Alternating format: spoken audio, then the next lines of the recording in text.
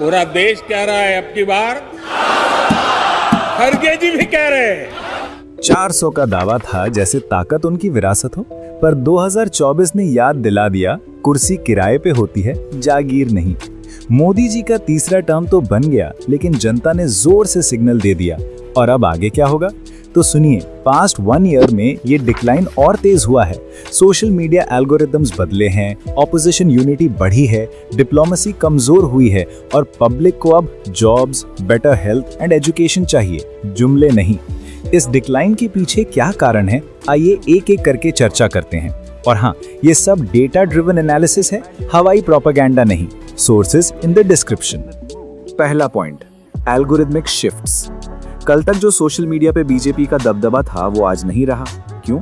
Audiences अब long speeches और WhatsApp forwards नहीं, यूट्यूब और क्विक एक्सप्लेनर्स देखते हैं। जब तक बीजेपी समझ पाती तब तक यूथ ने प्लेटफॉर्म्स ही बदल लिए। Short, crisp, youth centric content को एल्गोरिदम ने बूस्ट किया और बीजेपी यहाँ पीछे रह गई। दूसरा पॉइंट, काउंटर नैरेटिव्स का राइज। ऑपोजिशन पार्टीज ने फाइनली सोशल मीडिया सीख लिया। कांग्रेस, एसपी, आरजेडी, टीएमसी सब ने मीम्स, रील्स और रीजनल इन्फ्लुएंसेस को एम्ब्रेस किया। सबसे बढ़िया एग्जांपल, भारत जोड़ो यात्रा। राहुल गांधी ने चलाया एक ऑर्गेनिक मूवमेंट जो सोशल मीडिया पर छा गया। केस स्टडी बन गया how to go viral without paid promotion. Citizen journalist और इंडिपेंडेंट मीडिया ने ट्रेडिशनल मीडिया का मोनोपोली तोड़ दिया। YouTube channels, grass root reporters सब ने मिलकर असली मुद्दे हाईलाइट किए। बीजेपी को समझ ही नहीं आया कब नैरेटिव हाथ से निकल गया। तीसरा पॉइंट, ऑथेंटिसिटी डेफिसिट। बीजेपी के इलेक्शन एड्स देखकर लगता था नेटफ्लिक्स ट्रेलर है। AI graphics, drone shots, perfect lighting, बस असली जमीन की कहानी मिसिंग थी। ग्राउंड पर सीन अलग था।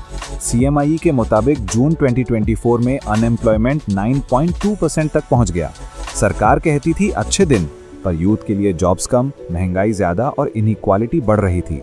इसीलिए गांव, शहर, कॉलेज से निकले रॉ मोबाइल वीडियोस बिना फिल्टर के असली इश्यूज दिखाते हुए सेंट्रल प्रोपेगेंडा से ज्यादा लोगों को रेजोनेट करने लगे। चौथा पॉइंट, सेंट्रल एजेंसी ओवररीच।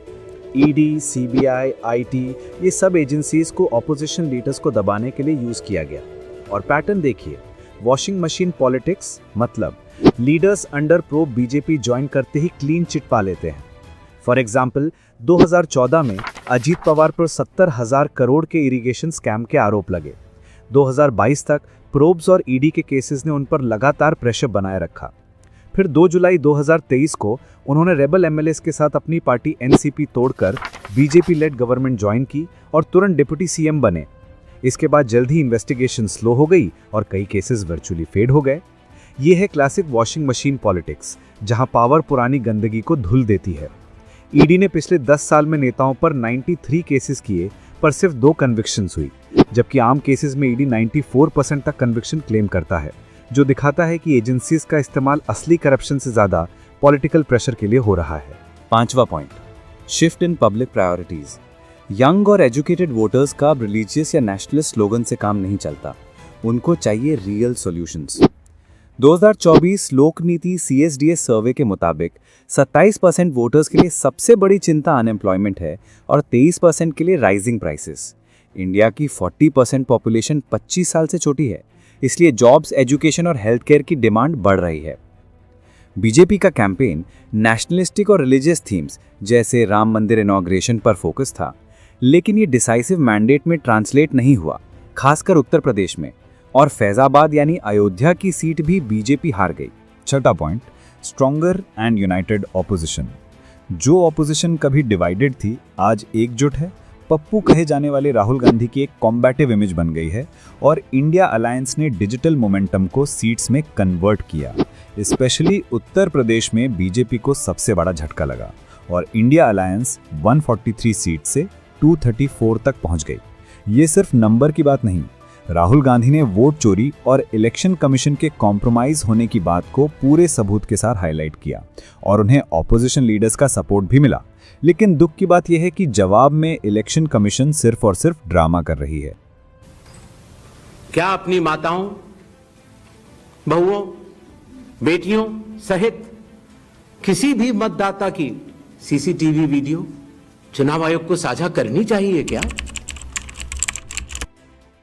सातवां और आखिरी पॉइंट, इंटरनेशनल बैकलैश। यूएस के साथ ट्रेड टेंशन और नई वीज़ा फ़ी पॉलिसी ने इंडिया को प्रेशर में डाल दिया है।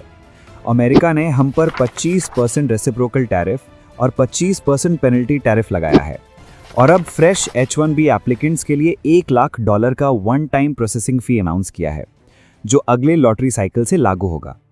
पहले तो ये सुनने में आया था कि ये एनुअल होगा, लेकिन ये वन टाइम फ़ी है और रिन्यूअल्स और करंट वीज़ा होल्डर्स पर यह रूल अप्लाई नहीं होगा।